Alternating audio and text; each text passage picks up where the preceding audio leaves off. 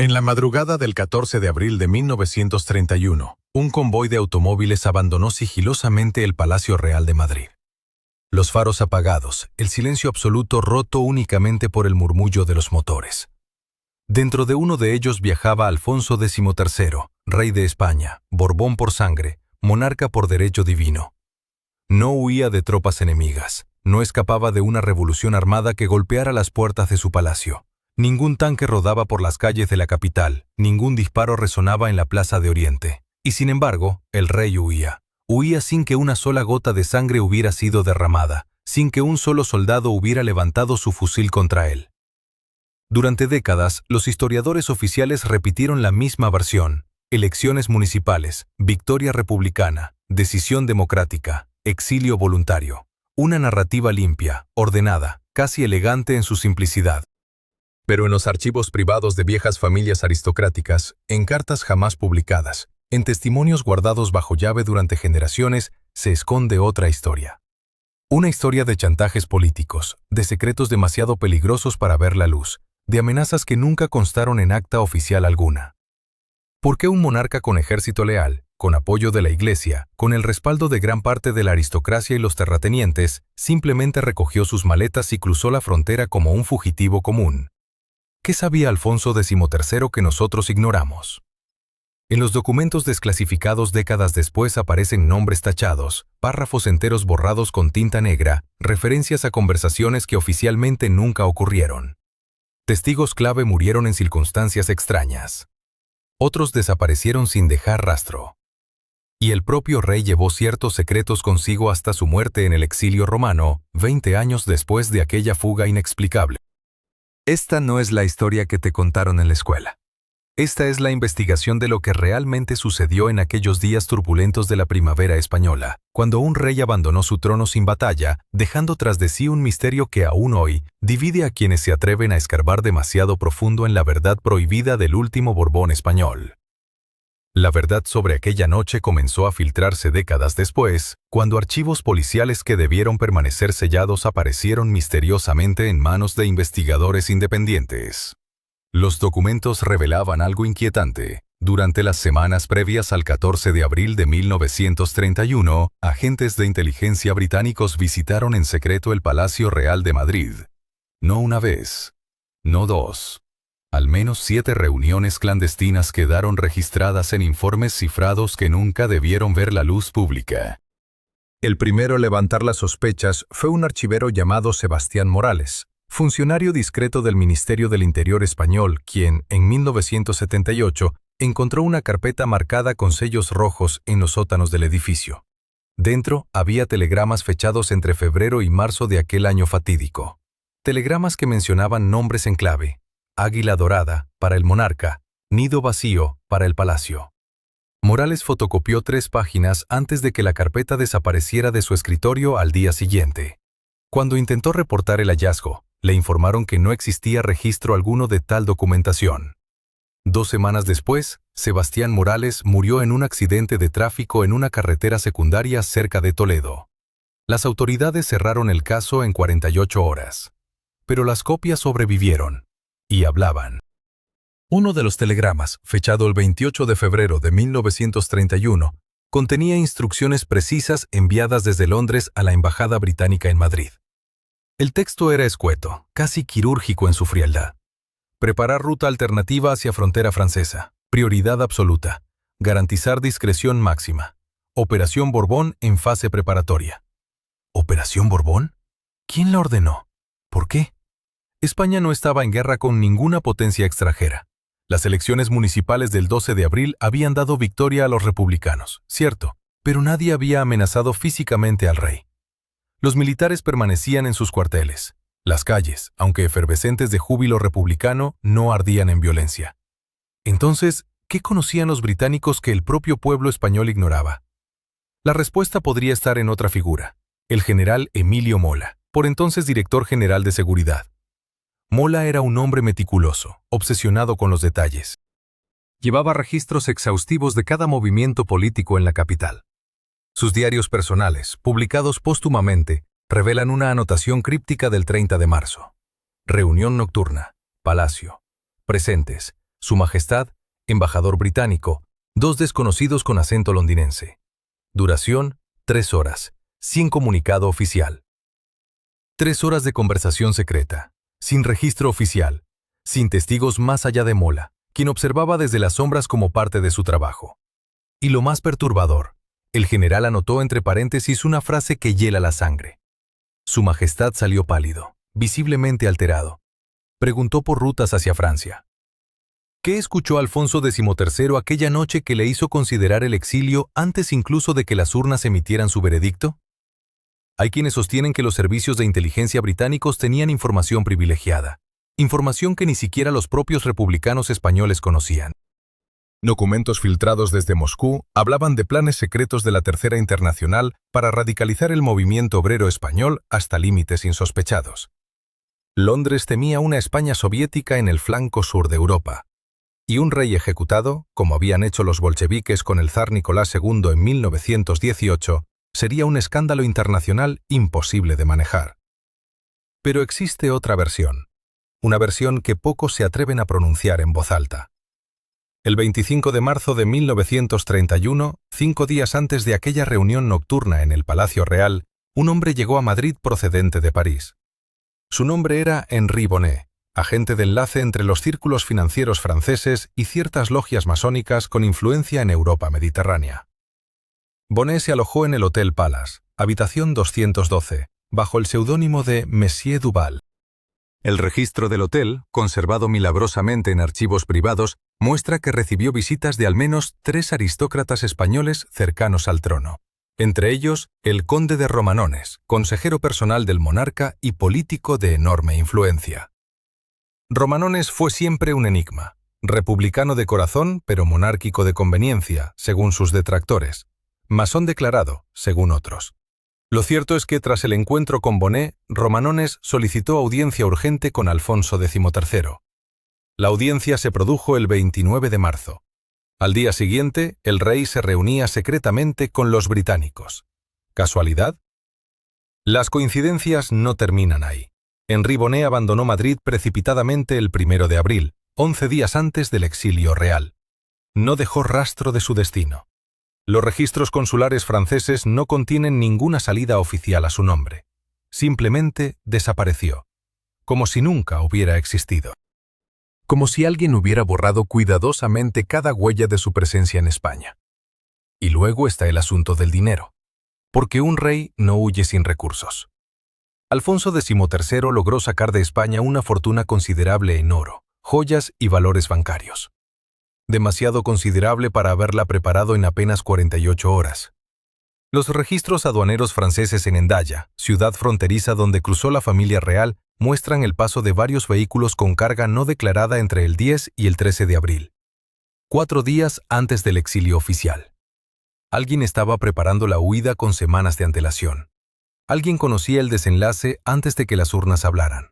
Y ese alguien no estaba en Madrid.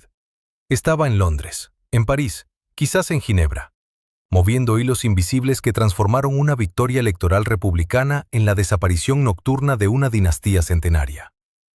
Los archivos británicos permanecen clasificados, los franceses también. España abrió parte de su documentación tras la muerte de Franco, pero los expedientes relacionados con servicios secretos extranjeros durante la Segunda República muestran páginas arrancadas, documentos inexistentes, carpetas vacías donde debería haber respuestas. Lo único cierto es que Alfonso XIII sabía algo lo suficientemente grave como para abandonar un trono sin luchar, algo que los gobiernos europeos prefirieron ocultar entonces y continúan ocultando ahora. Lo que esos informes cifrados ocultaban era aún más perturbador que el simple registro de visitas secretas. En el sótano del Archivo Nacional Británico, clasificado bajo el código ultrasecreto que ni siquiera los historiadores oficiales pudieron consultar hasta el año 2008, yacía una carpeta marcada con tinta roja, Operación Corona Vacante. El nombre mismo helaba la sangre. Dentro, páginas mecanografiadas en papel cebolla revelaban un plan meticulosamente diseñado para provocar la caída de Alfonso XIII sin disparar un solo tiro, sin derramar una gota de sangre real. El arquitecto principal de esta operación tenía nombre y rostro: Sir Horace Rumbold, embajador británico en España entre 1924 y 1908, había mantenido correspondencia personal con elementos clave dentro del gobierno republicano español mucho antes de que éste existiera oficialmente. Las cartas, descubiertas por pura casualidad cuando un anticuario londinense compró un lote de documentos viejos en 1997, contenían frases que no dejaban lugar a dudas. El obstáculo monárquico debe removerse con elegancia. La violencia genera mártires. El abandono voluntario genera olvido. Pero ¿cómo convencer a un rey ungido por tradición centenaria de que abandonara su trono sin lucha? La respuesta llegó en forma de un personaje sombrío, que apenas figura en los libros de historia oficial. Manuel Azaña, futuro presidente de la República, mantuvo durante el año 1930 una serie de encuentros nocturnos en un café discreto de la madrileña calle de Alcalá. Testigos que trabajaban como camareros en aquel establecimiento declararon décadas después, en entrevistas grabadas que permanecieron guardadas en archivos privados, haber visto a Azaña reunirse repetidamente con un hombre de aspecto británico, impecablemente vestido, que hablaba español con acento extranjero, pero con fluidez sorprendente. Este misterioso visitante llevaba siempre un maletín de cuero negro que nunca abría en público. El contenido de ese maletín salió a la luz de manera tan extraña como inquietante. Un antiguo miembro de la Policía Secreta Española, ya anciano y moribundo en el año 1983, confesó a su nieto que durante aquellos años había sido infiltrado en círculos republicanos por orden directa del propio Alfonso XIII. Su misión, reportar cualquier actividad sospechosa. Lo que descubrió lo aterrorizó tanto que jamás se atrevió a informar a sus superiores. Dentro de aquel maletín había fotografías, no cualquier fotografía, imágenes comprometedoras de miembros de la familia real en situaciones que, de hacerse públicas, habrían destruido la imagen sagrada de la monarquía española en cuestión de horas.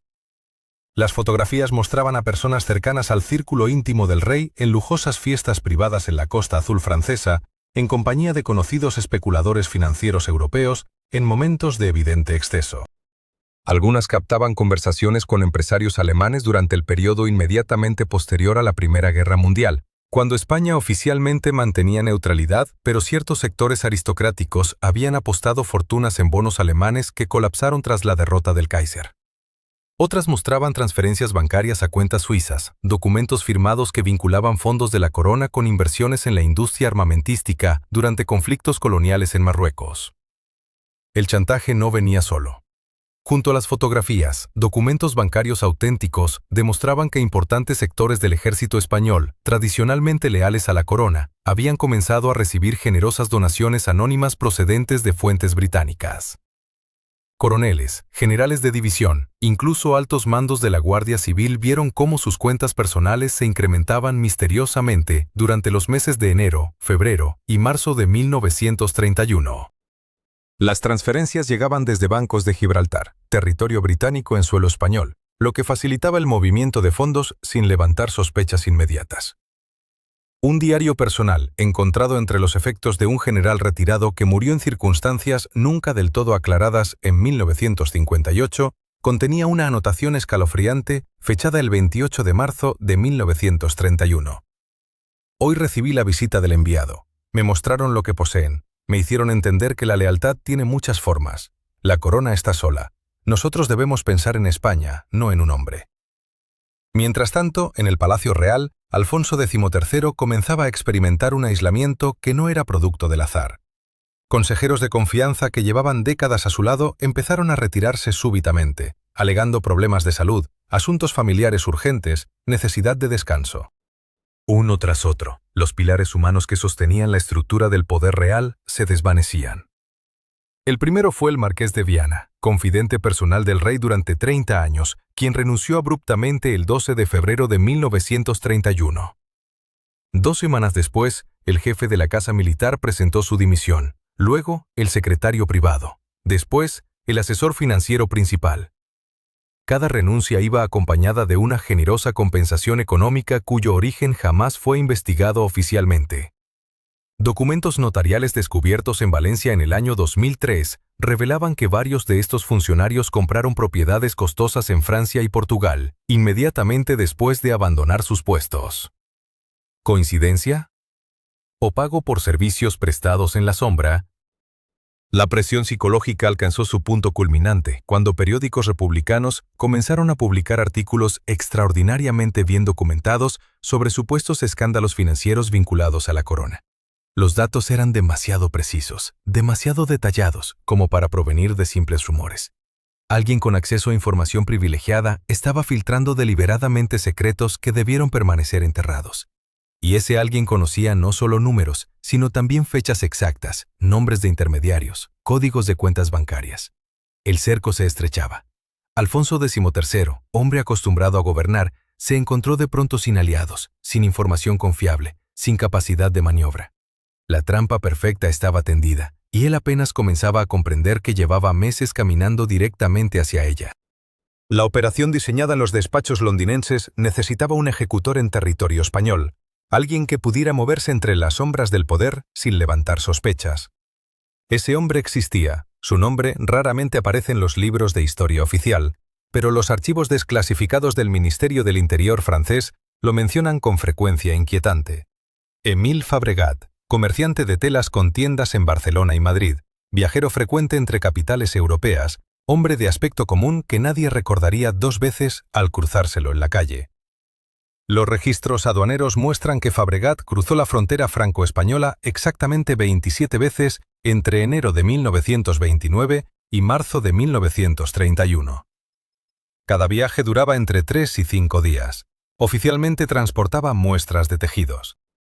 Pero un detalle perturbador emerge de los documentos bancarios recuperados décadas después.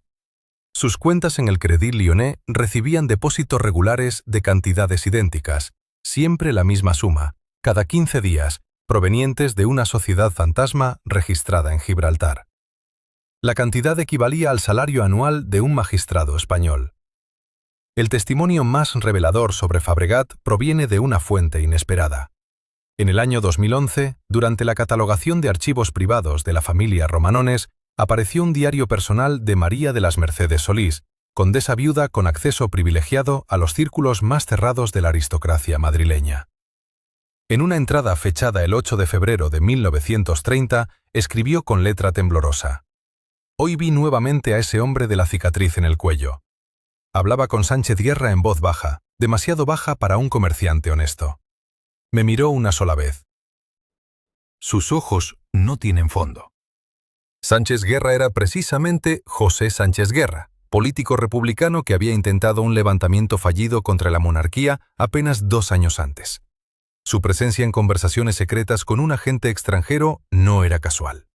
Los informes policiales de la época, sellados durante 80 años, revelan que Sánchez Guerra mantenía contactos regulares con grupos militares descontentos, específicamente con oficiales de guarniciones en Valencia y Zaragoza. Estos oficiales compartían una característica común. Todos habían sido destinados a puestos de baja importancia tras mostrar simpatías hacia el republicanismo. Pero el verdadero golpe maestro de la operación no radicaba en preparar un alzamiento militar tradicional. Los documentos británicos contienen una nota manuscrita, sin firma, fechada en octubre de 1930. La presión debe ser psicológica, no física. El rey debe sentir que el suelo se desmorona bajo sus pies sin entender por qué. Cada día un apoyo menos, cada semana una institución que se aleja, hasta que no le quede más opción que partir. La estrategia era diabólicamente sutil. Durante los meses siguientes, periódicos regionales comenzaron a publicar artículos críticos hacia la monarquía con una coordinación sospechosa. No eran ataques directos que pudieran censurar fácilmente, sino cuestionamientos velados, análisis sobre el costo de mantener la casa real, comparaciones con repúblicas europeas prósperas. Los artículos aparecían simultáneamente en ciudades distantes entre sí: Sevilla, Bilbao, Valencia, Murcia. Como si una mano invisible distribuyera las mismas ideas en todo el territorio. Las actas secretas del Consejo de Ministros de aquellos meses, finalmente accesibles desde el año 2015, muestran algo inquietante.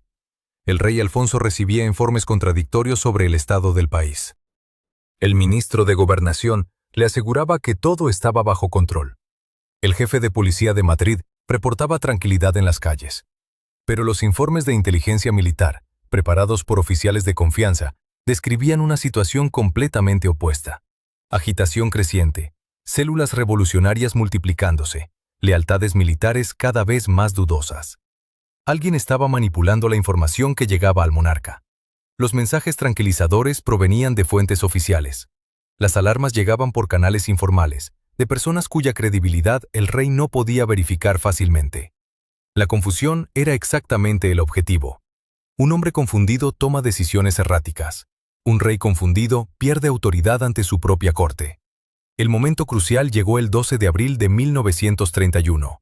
Las elecciones municipales de ese día no deberían haber sido decisivas para el destino de una monarquía. Eran simples comicios locales para elegir concejales en ayuntamientos. Pero los resultados se interpretaron inmediatamente como un plebiscito sobre la monarquía misma. Los candidatos republicanos triunfaron en las principales ciudades. En Madrid, Barcelona, Valencia, Sevilla, Bilbao, las urnas hablaron con claridad perturbadora. Lo que pocos sabían entonces, y los documentos revelan ahora, es que las elecciones habían sido precedidas por una campaña de financiación extraordinaria hacia los partidos republicanos. Fondos que llegaban desde el extranjero a través de canales comerciales aparentemente legítimos. Importadores de maquinaria, exportadores de vino, compañías navieras que de repente mostraban generosidad inusual hacia causas políticas españolas. El rastro del dinero, seguido meticulosamente por investigadores modernos, conduce siempre a las mismas sociedades fantasma registradas en Gibraltar, las mismas que pagaban a Fabregat.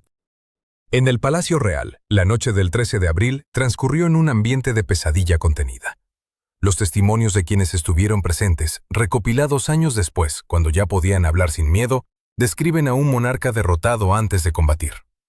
Alfonso paseaba por los salones privados, deteniéndose ante ventanas, mirando hacia las calles oscuras de Madrid como si esperara ver antorchas de una revolución que aún no había comenzado.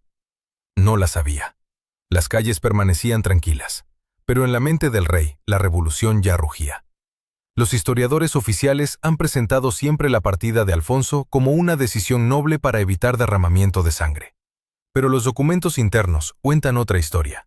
Una historia de presión calculada, de información manipulada, de apoyos retirados estratégicamente justo cuando más se necesitaban. Cuando el rey solicitó garantías de lealtad militar, las respuestas llegaron tarde, vagas, llenas de condiciones. Los generales que días antes juraban fidelidad ahora consultaban con sus oficiales. Prometían estudiar la situación, pedían tiempo que ya no existía. La tarde del 18 de marzo de 1931, mientras Madrid celebraba ruidosamente los resultados electorales que parecían sellar el destino de la monarquía, en el Palacio Real ocurría algo que desafía toda lógica política. Alfonso XIII, monarca de uno de los imperios más antiguos de Europa, no convocaba al ejército. No llamaba a los generales leales. No movilizaba a la Guardia Civil que habría aplastado cualquier intento revolucionario.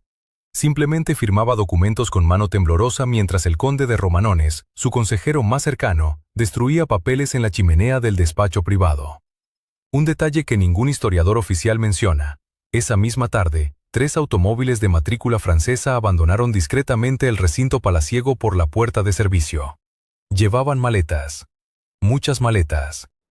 El inventario posterior revelaría que faltaban 62 baúles de la colección personal del rey, incluyendo documentos que jamás aparecerían en los archivos nacionales.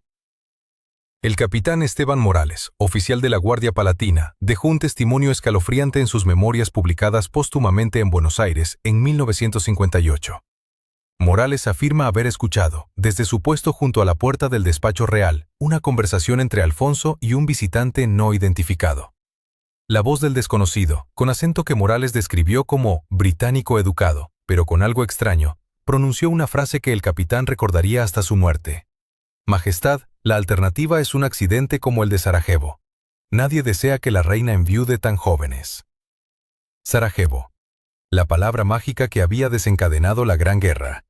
La amenaza velada flotaba en el aire como humo de pólvora. Pero aquí la historia toma un giro aún más inquietante. Los archivos del Banco de Inglaterra, desclasificados parcialmente en 2003, revelan una transferencia extraordinaria realizada el 20 de marzo de 1931, apenas 2 días después de las elecciones. Una cuenta numerada recibió la suma de 2.300.000 libras esterlinas. El beneficiario, un fideicomiso registrado en Gibraltar bajo el nombre de Corona Mediterránea. Los investigadores financieros que analizaron el caso décadas después llegaron a una conclusión perturbadora. Esa cantidad equivalía exactamente al valor estimado de las reservas de oro que España había prestado a Gran Bretaña durante la Primera Guerra Mundial, un préstamo que oficialmente jamás fue devuelto. Alguien estaba pagando el silencio del rey. Alguien estaba comprando su exilio voluntario. El 23 de marzo, cuando la prensa mundial anunciaba que Alfonso XIII había decidido suspender el ejercicio del poder real sin abdicar formalmente, un hombre moría en extrañas circunstancias en París. Su nombre, Jacques Fontaine, empleado del Quai d'Orsay, el Ministerio de Asuntos Exteriores francés. Fontaine había trabajado como traductor en conversaciones secretas entre diplomáticos españoles y británicos durante los meses previos. Su cuerpo fue encontrado en el Sena. La autopsia oficial dictaminó suicidio por ahogamiento, pero el informe policial, conservado en los archivos de la prefectura, menciona un detalle que los periódicos nunca publicaron. Fontaine tenía las manos atadas a la espalda con alambre industrial. Los suicidas no se atan las manos antes de arrojarse al río. En Madrid, mientras tanto, la República era proclamada entre vítores y banderas tricolores. Niceto Alcalá Zamora asumía la presidencia del gobierno provisional. Las multitudes bailaban en las calles. Nadie se preguntaba por qué el ejército, tradicionalmente monárquico, permanecía en los cuarteles. ¿Por qué los generales que habían sofocado brutalmente huelgas y protestas durante décadas ahora aceptaban mansamente el cambio de régimen? ¿Por qué no hubo ni un solo disparo, ni una gota de sangre derramada en defensa del trono? La respuesta llegó años después, de forma fragmentaria, a través de testimonios que parecen piezas de un rompecabezas macabro. El general José Sanjurjo, que intentaría un golpe de Estado fallido en 1932, confesó a su abogado defensor algo revelador. Recibimos órdenes de no intervenir. Órdenes que venían de muy arriba, de instancias que no puedo nombrar sin poner en peligro mi vida y la de mi familia. Órdenes de muy arriba, instancias innombrables. Émile Fabregat desapareció de la circulación pública inmediatamente después de la proclamación de la República. Su última aparición documentada data del 25 de marzo, cuando abordó un tren nocturno hacia la frontera francesa. Los registros aduaneros muestran que cruzó llevando un único maletín de cuero. Pero un empleado ferroviario, entrevistado por el Servicio de Inteligencia Republicano meses después, recordaba algo inquietante. Fabregat viajaba con un acompañante, un hombre alto de cabello rubio que hablaba español con acento germánico y que llevaba un pasaporte diplomático con las credenciales emborronadas. La conexión alemana.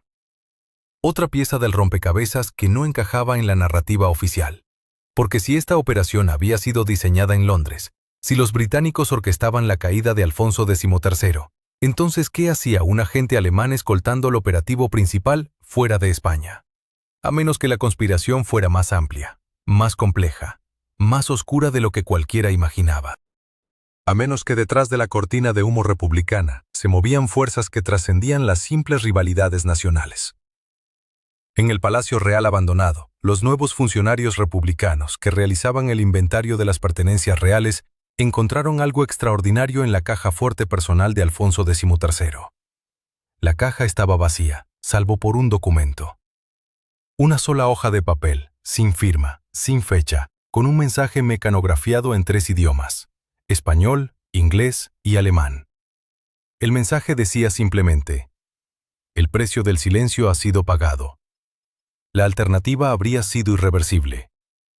Aquel papel desapareció de los archivos oficiales antes de que pudiera ser fotografiado, pero 3 funcionarios lo leyeron. 2 de ellos murieron en accidentes de tráfico durante los años siguientes. El tercero, que huyó a México durante la Guerra Civil, lo mencionó en una carta privada interceptada por el Servicio Secreto franquista en 1941.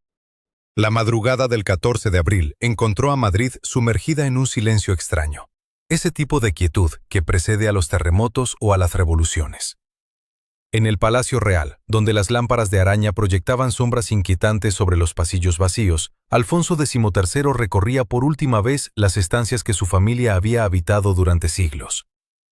Pero lo que hacía en aquellas horas finales no era despedirse de recuerdos o reunir objetos sentimentales. Estaba destruyendo documentos. El testimonio de Emilio Ruiz, un secretario menor del palacio que sobrevivió hasta 1968 sin atreverse nunca a contar su historia completa, revela detalles escalofriantes de aquella última noche. Ruiz observó cómo el monarca personalmente alimentaba la chimenea de su despacho privado con carpetas enteras, algunas marcadas con el sello carmesí de la Casa Real, otras con iniciales que Ruiz no reconoció, pero que le parecieron extranjeras. El rey trabajaba solo, rechazando cualquier ayuda, incluso la de sus ayudantes más cercanos. Las llamas devoraban páginas y más páginas, mientras el reloj marcaba el avance inexorable hacia el amanecer. Años después, durante las obras de renovación del Palacio Real en 1953, los obreros encontraron algo perturbador en el conducto de la chimenea del despacho real. Fragmentos de documentos que habían quedado atascados en las paredes del tiro, preservados por casualidad del fuego voraz. Los pedazos de papel chamuscado, apenas legibles, fueron discretamente entregados a los archivistas franquistas, quienes los clasificaron inmediatamente como material de alto secreto. Entre esos fragmentos carbonizados aparecían palabras sueltas que componían un rompecabezas inquietante. Pagos mensuales, cuenta Ginebra, garantía personal y, lo más perturbador, una serie de nombres que incluían banqueros suizos, industriales alemanes y un apellido que haría temblar los cimientos de la historia oficial: Romanov.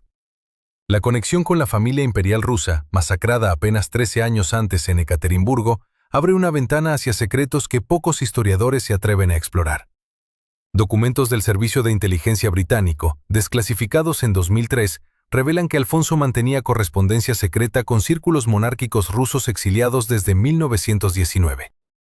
Estas cartas, escritas en francés y transmitidas a través de correos diplomáticos discretos, trataban sobre la preservación de los valores dinásticos europeos y mencionaban repetidamente un fondo de contingencia, establecido en bancos suizos para eventualidades imprevistas.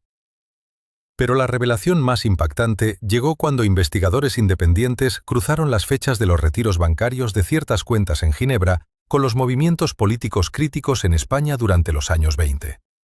Los números coincidían con precisión matemática. Cada vez que Alfonso enfrentaba una crisis política seria, aparecían transferencias sustanciales desde cuentas vinculadas a consorcios industriales internacionales. No eran préstamos oficiales al Estado español, sino pagos personales directos al monarca, canalizados a través de testaferros y sociedades fantasma. El más revelador de estos movimientos ocurrió exactamente 3 meses antes de las elecciones de abril de 1931. Un retiro extraordinario de fondos, documentado en los archivos del Credit Suisse que salieron a la luz en investigaciones periodísticas de 1997. Muestra que Alfonso trasladó una suma equivalente a varios millones de pesetas de la época hacia cuentas en París. La fecha exacta, 12 de enero. 2 meses y medio antes de que oficialmente supiera que perdería el poder. ¿Cómo sabía Alfonso que debía preparar su huida con tanta anticipación? Plantea preguntas inquietantes sobre quién realmente controlaba los hilos del destino español.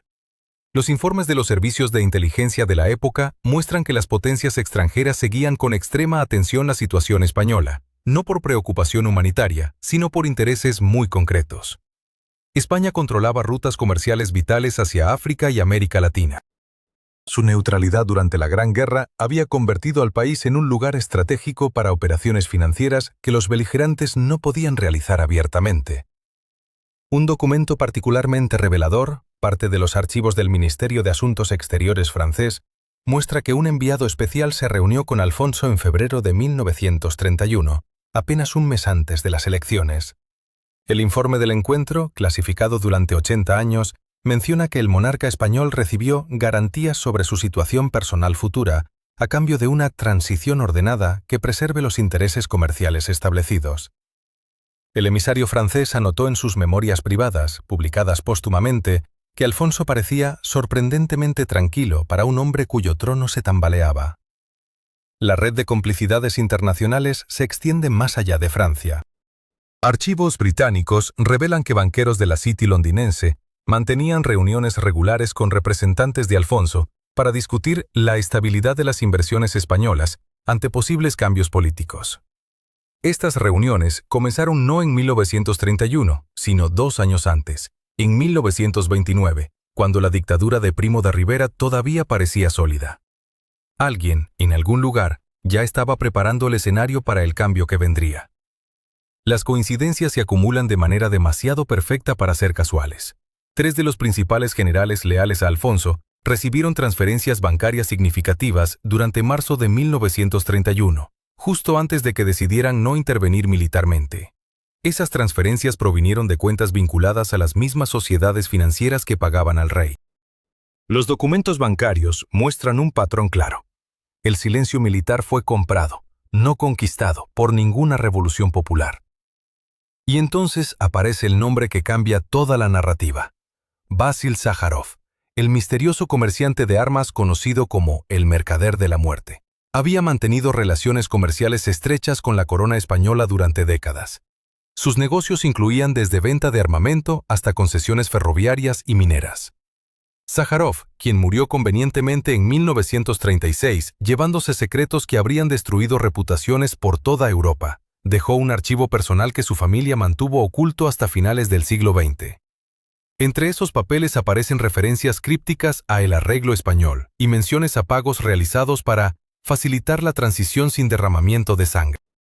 El cuadro que emerge de estos documentos fragmentarios, estos testimonios susurrados, estas transferencias bancarias meticulosamente ocultadas, muestra una verdad que desafía la versión romántica de una monarquía derrocada por la voluntad popular.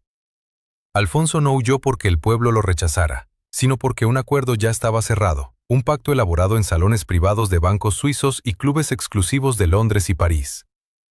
La república que llegó no fue tanto una conquista revolucionaria como un cambio de administración previamente negociado. Pero quedaba una última cuestión que ningún documento podía explicar completamente. ¿Qué información tan comprometedora poseía Alfonso para que tantas fuerzas poderosas prefirieran negociar su salida pacífica en lugar de arriesgarse a que hablara? La respuesta a esa pregunta estaba guardada en un lugar que nadie esperaría encontrar. Un archivo que el propio rey había preparado como su última garantía de supervivencia y cuya existencia comenzaría a revelarse de las maneras más inesperadas. Los archivos del Banco de España revelarían décadas después un detalle que ningún historiador oficial se atrevió a mencionar en los años inmediatos a la caída de la monarquía. Durante los 3 días previos a las elecciones municipales de abril de 1931, alguien ordenó el traslado de cantidades extraordinarias de oro desde las reservas nacionales hacia cuentas privadas en Suiza y Francia. Las órdenes llevaban sellos oficiales, pero carecían de firmas legibles. Los empleados bancarios que procesaron aquellas transacciones recibieron instrucciones estrictas de no comentar lo sucedido con nadie, ni siquiera entre ellos. Uno de esos empleados, un tal Ramiro Castellanos, dejó un testimonio perturbador en una carta que envió a su hermano en Barcelona. La carta nunca llegó a su destinatario porque Castellanos murió en un accidente de tranvía 3 semanas después de las elecciones.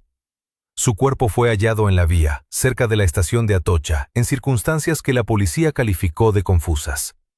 La carta apareció años más tarde entre los documentos confiscados a un agente extranjero arrestado durante la Guerra Civil. En ella, Castellanos escribía con mano temblorosa que había visto cajas selladas salir del palacio en carruajes sin identificación, siempre después de medianoche, siempre escoltadas por hombres que no vestían uniformes militares españoles.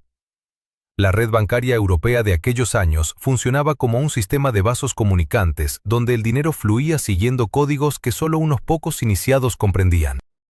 En los registros del Credit Suisse de Ginebra, apareció en mayo de 1931 una cuenta bajo el nombre de una fundación cultural inexistente, la Fundación Borbón para las Artes Europeas. Los documentos de apertura fueron firmados por un representante legal, cuyo nombre resultó ser falso cuando investigadores posteriores intentaron rastrearlo.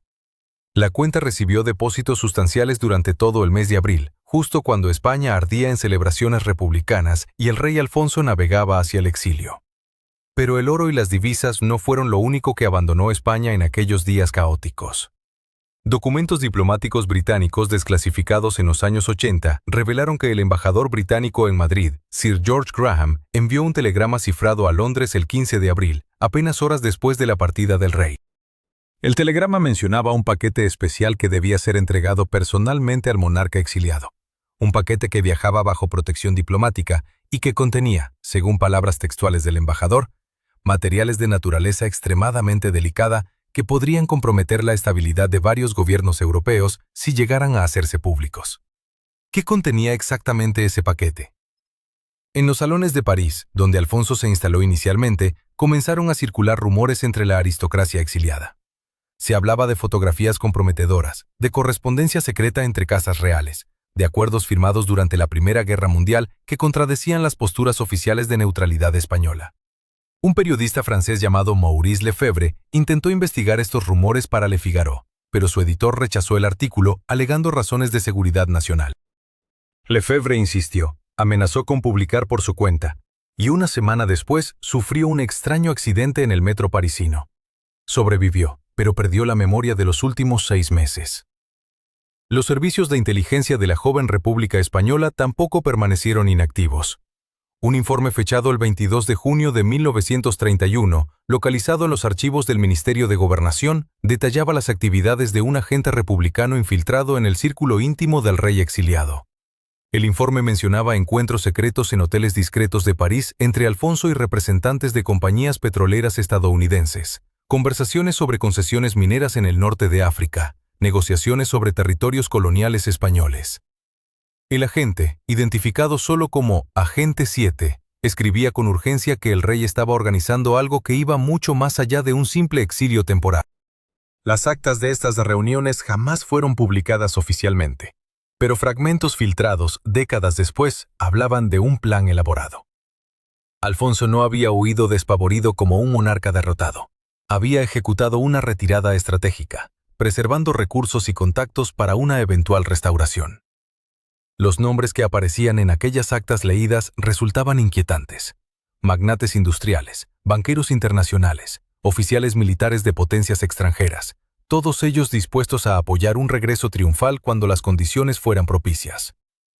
Mientras tanto, en España, la República recién nacida comenzaba a descubrir las dimensiones reales del vacío dejado por la monarquía. Los archivos reales habían sido prácticamente vaciados. Los inventarios de joyas de la corona no coincidían con las piezas encontradas.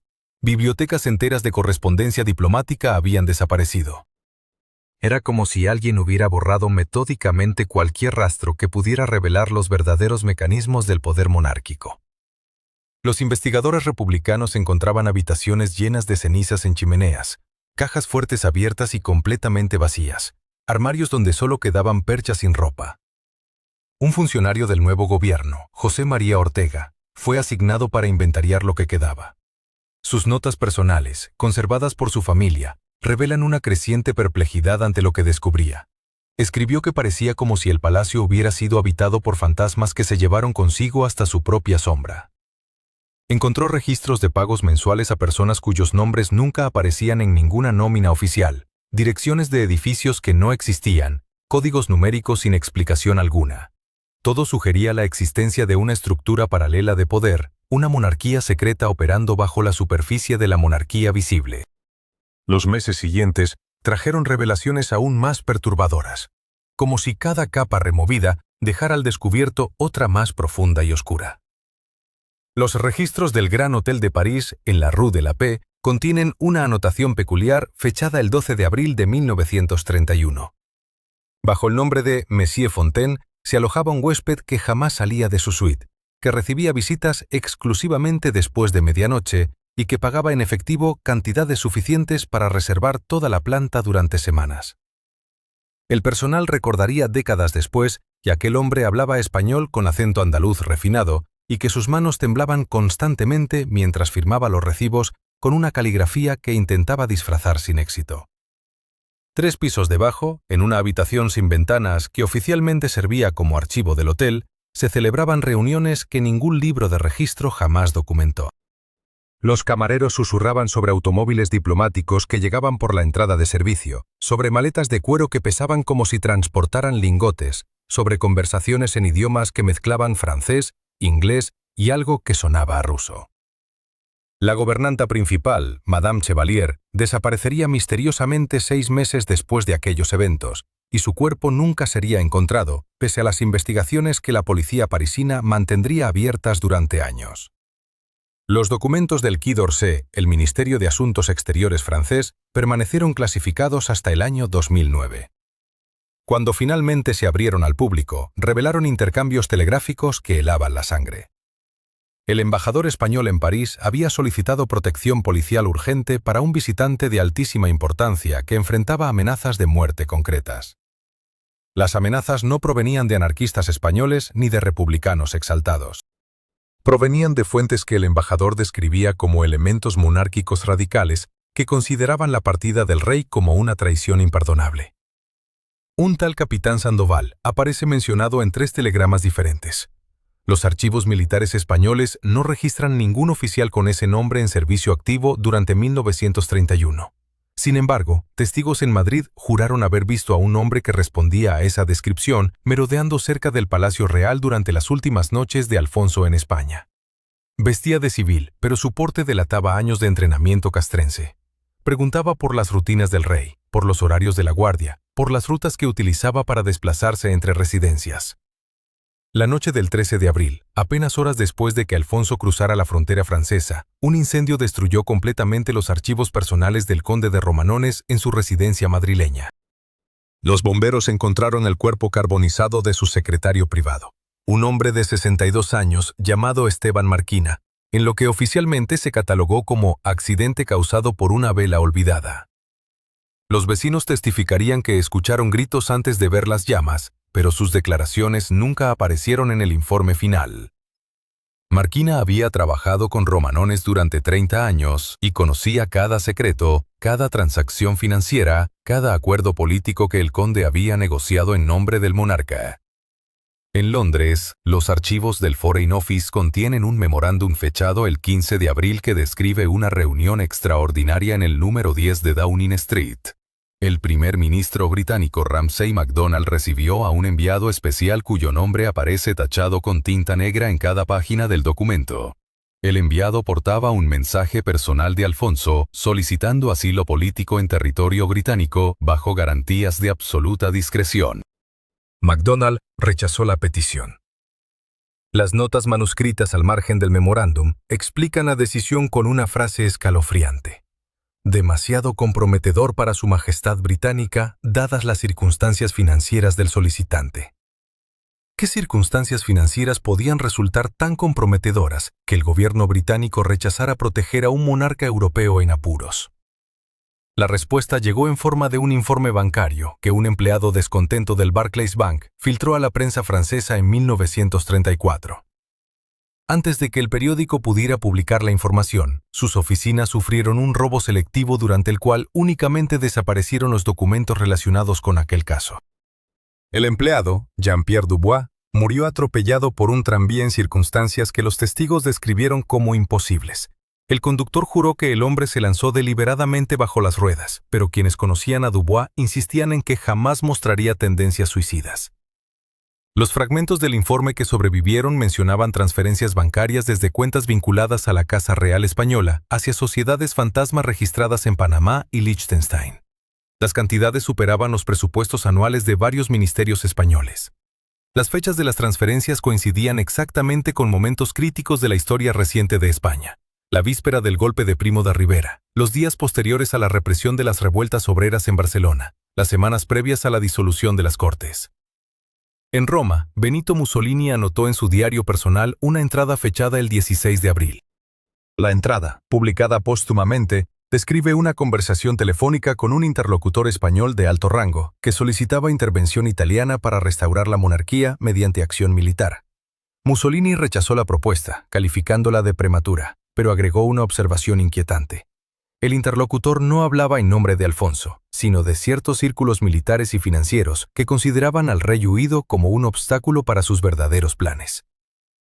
Los servicios secretos franceses interceptaron durante esas mismas fechas comunicaciones cifradas entre Madrid y Berlín. El contenido exacto permanece clasificado, pero los resúmenes desclasificados mencionan negociaciones sobre armamento, sobre préstamos industriales, sobre acuerdos que implicaban a fabricantes alemanes de municiones y a compradores españoles cuyas identidades quedaban protegidas por capas de intermediarios. España acababa de proclamarse república, pero alguien ya estaba preparando la siguiente guerra. Alfonso permanecía oculto en París, pero las fuerzas que había desatado con su huida comenzaban a moverse con vida propia. El rey sin corona descubriría pronto que escapar del palacio había sido la parte sencilla. Sobrevivir a lo que vendría después requeriría más que dinero suizo y documentos falsos.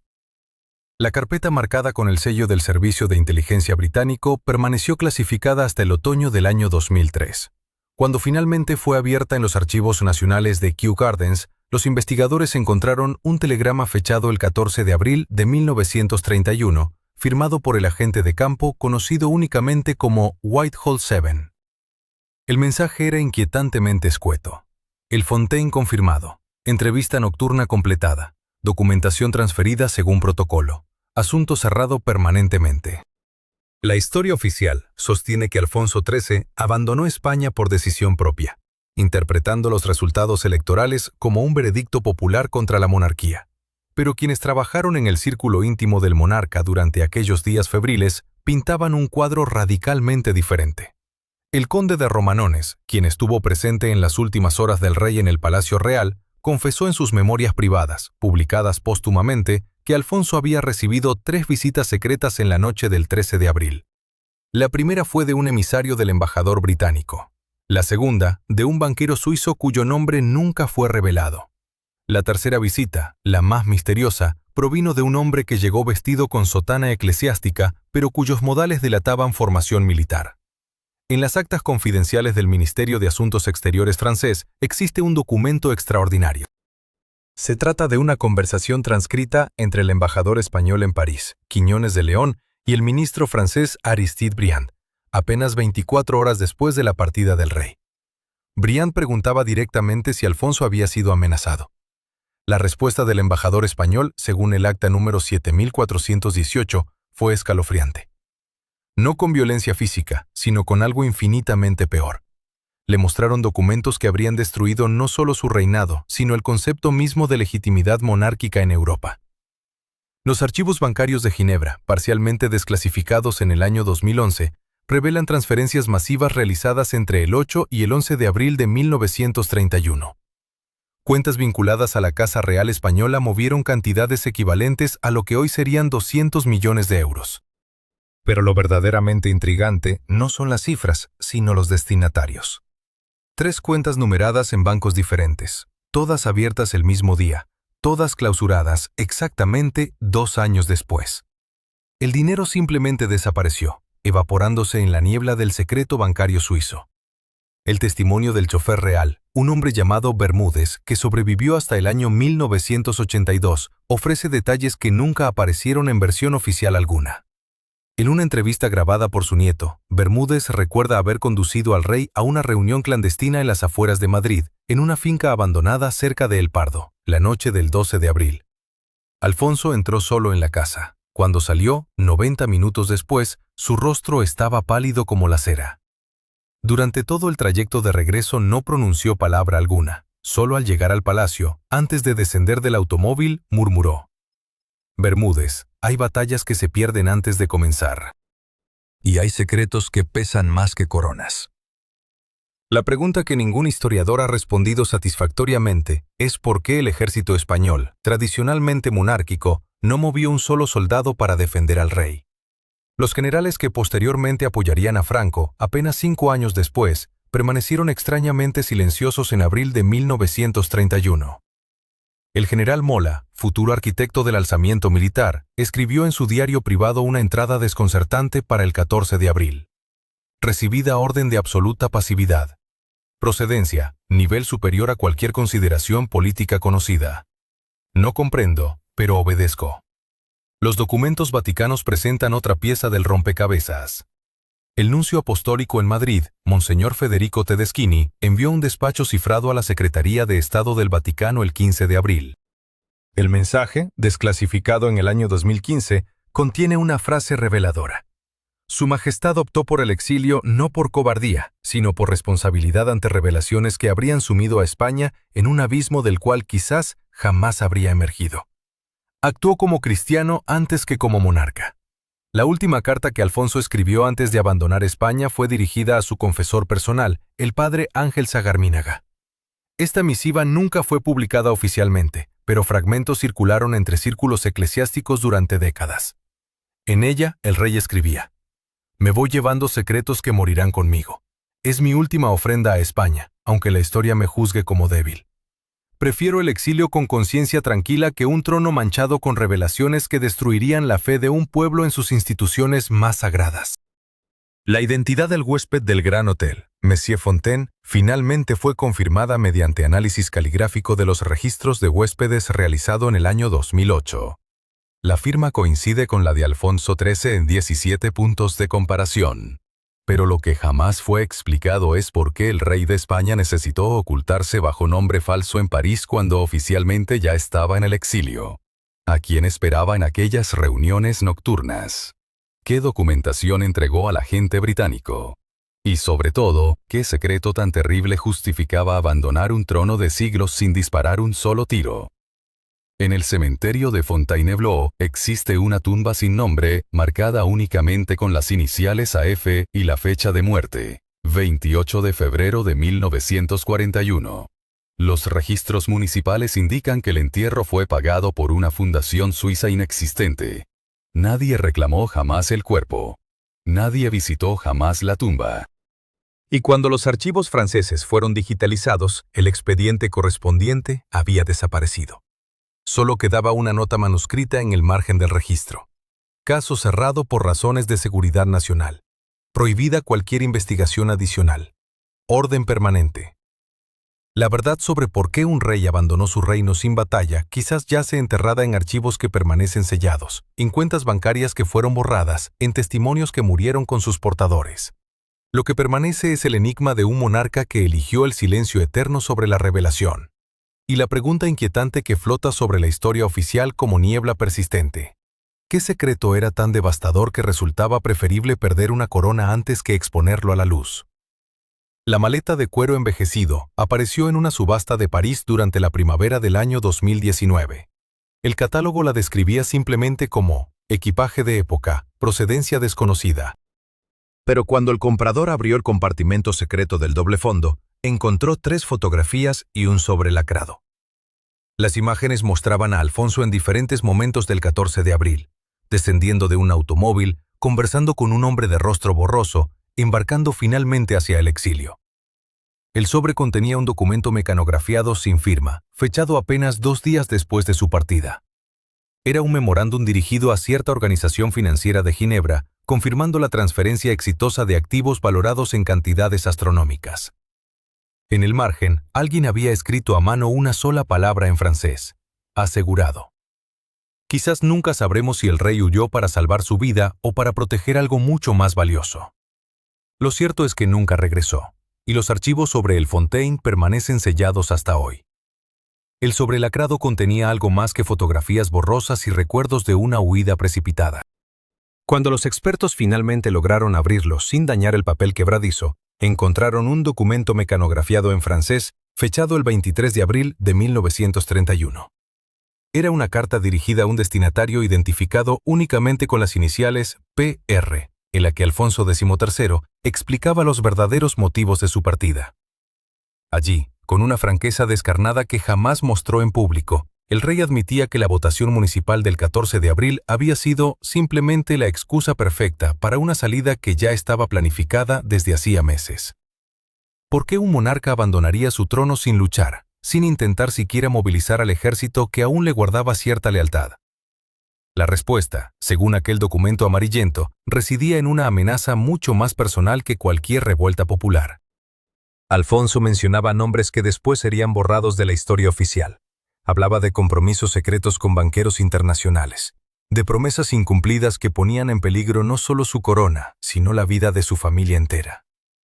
Las investigaciones posteriores revelaron que varios de los testigos clave de aquellos días murieron en circunstancias extrañas durante la década siguiente. El chofer que condujo al rey hasta Cartagena pereció en un accidente de tráfico apenas 3 meses después. El capitán del crucero que debía transportarlo a Francia desapareció sin dejar rastro en 1934. Y el hombre del rostro borroso en las fotografías nunca fue identificado oficialmente. Los archivos de la Casa Real permanecen sellados hasta el día de hoy. Ciertos documentos no serán desclasificados hasta dentro de 30 años más. Tal vez entonces conozcamos toda la verdad sobre aquella noche de abril, sobre los acuerdos firmados en la sombra, sobre las verdaderas razones por las que un rey prefirió el exilio antes que arriesgar algo mucho más valioso que una corona. Gracias por acompañarnos en esta investigación que nos llevó por los rincones más oscuros de la historia reciente. Si este relato te ha intrigado tanto como a nosotros, no olvides suscribirte al canal para seguir descubriendo verdades que permanecieron ocultas durante décadas. Dale like si crees que aún quedan secretos por revelar y comparte tu opinión en los comentarios. ¿Crees que Alfonso huyó por miedo o por proteger algo más grande que él mismo?